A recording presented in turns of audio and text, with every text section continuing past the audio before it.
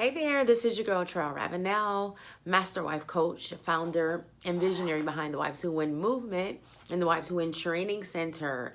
So we are talking about goals in our marriage, and I'm so excited to come to you on today just to share. On last week, I shared with you 4 of the 7 goals or reasons why you should set goals for your marriage. And the week before that, I shared with you why setting goals for your marriage is so vitally important. So I hope and I pray that this is being a blessing to you and that you're able to pinpoint areas in your marriage or in your relationships to see where you have fallen short as it relates to setting goals. I've shared with you guys that when I initially got married, I had no idea that we should have been setting goals for the marriage per se. Call me ignorant, call me whatever, but it didn't click.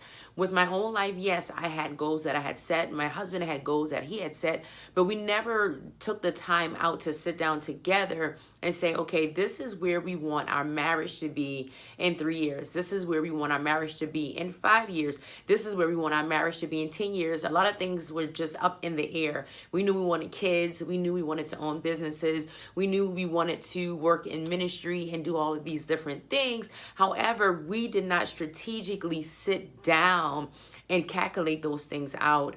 We did not sit down and say, okay, this is how we're going to do it. This is our deadline.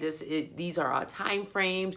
These are the things that we're going to work on every single day or every single week or every single month to ensure that we get to that place. And what I can tell you is that when you have no direction for your marriage, because basically that's what it is. When you're not setting goals for your marriage, you don't have any direction for your marriage. You have no idea where your marriage is going to go. You're just going through life, as I stated on last week, you're on autopilot, or you're just coasting along in the marriage relationship, and everything just seems like a blur. And I know that's why a lot of people get frustrated in the marriage. Men and both women get frustrated in the marriage because they have no idea where they're going. You know, they're just in it to win it, but they don't know necessarily how to win it. So we want to make sure that you guys are clear on how to set goals for your marriage, why you should be setting goals for your marriage. And by setting goals for the marriage, you have a more clear picture of where your marriage is heading, so you won't become frustrated or overwhelmed or overworked. So even with setting goals for your marriage and working toward those goals, it is important that both you and your husband, or both you and your wife, if you're a guy watching this, work together. You know, you may have certain tasks that each person may be assigned to, and some tasks may be harder or more challenging than others. Some tasks may take more time than others, but the ultimate goal is making sure that you're spending more time looking at the goal and not necessarily looking at each other and seeing what the other person is doing. And don't fall in the trap of blaming one another if a goal is not set or if a goal is not being worked on. You always want to come back to the drawing board, check in with one another regularly to ensure that goals are being met.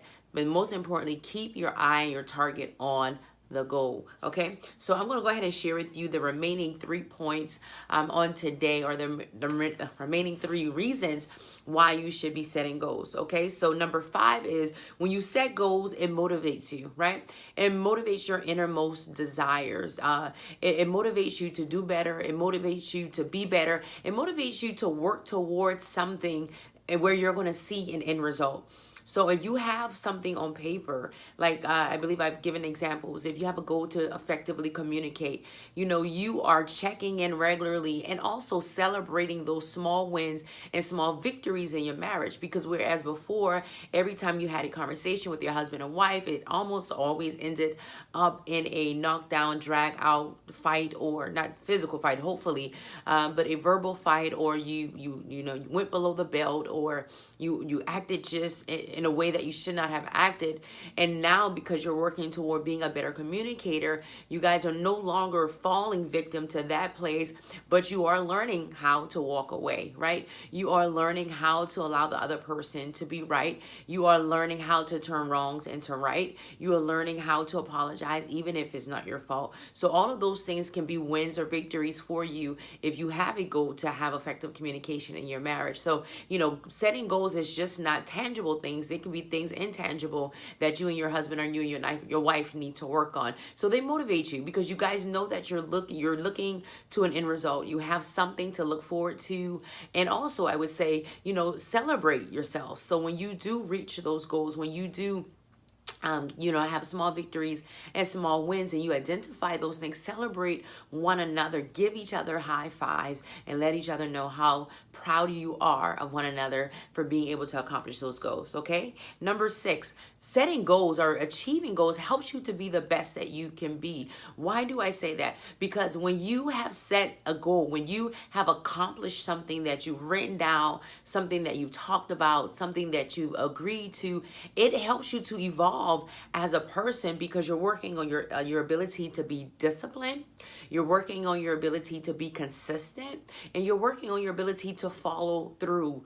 Goals help you with the follow through point. A lot of us have ideas and we have things that we want to do. We have desires that we want to do and fulfill. However, desire without discipline is not enough. I'm going to say that again.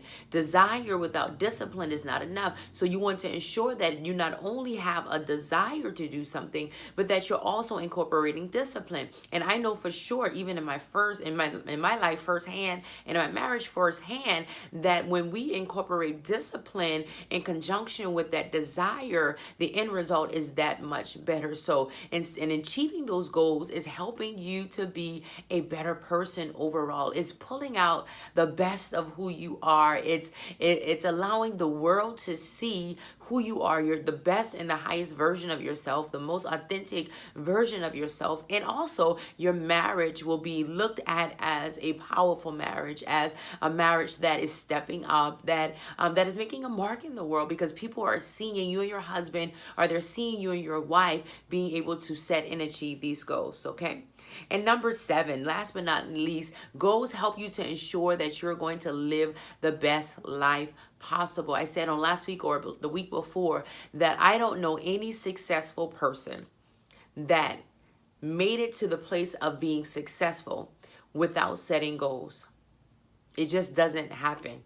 If you don't have any direction of where you're going, you will not be able to be successful. You cannot hit a target that you cannot see, right? You can't hit a moving target. So setting goals will help you to have a target in mind. This is where we are headed in mind, and you'll be able to work toward those things. So in doing that, success is inevitable.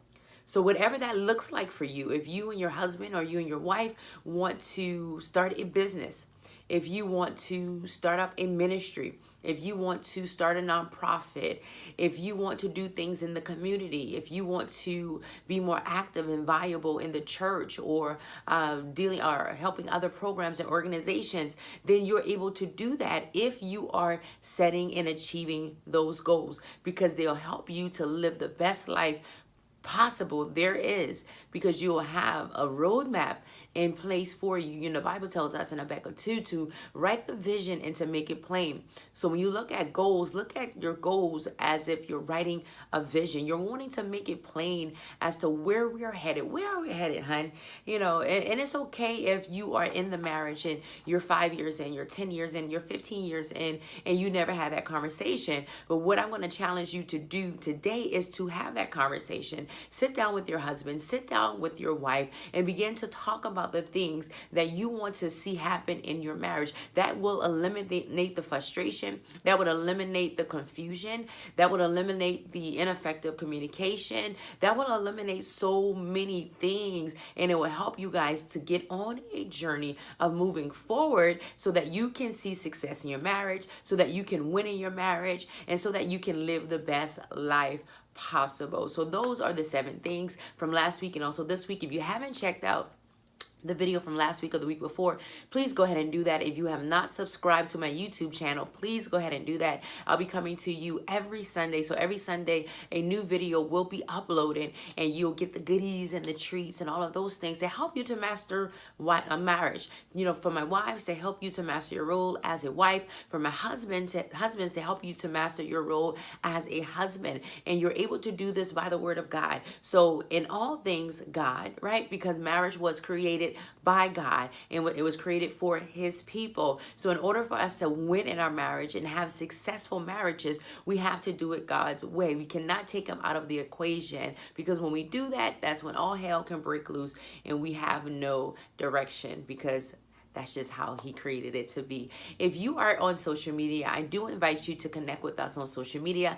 Our Wives Who Win page is there, and also our Wives Who Win Training Center is available just for you. So make sure you subscribe, share this video with someone you know will bless them. I know it's not your typical marriage video per se, but these things are vitally important, and these things will help you to step into your next so that you can live your best life as a married person.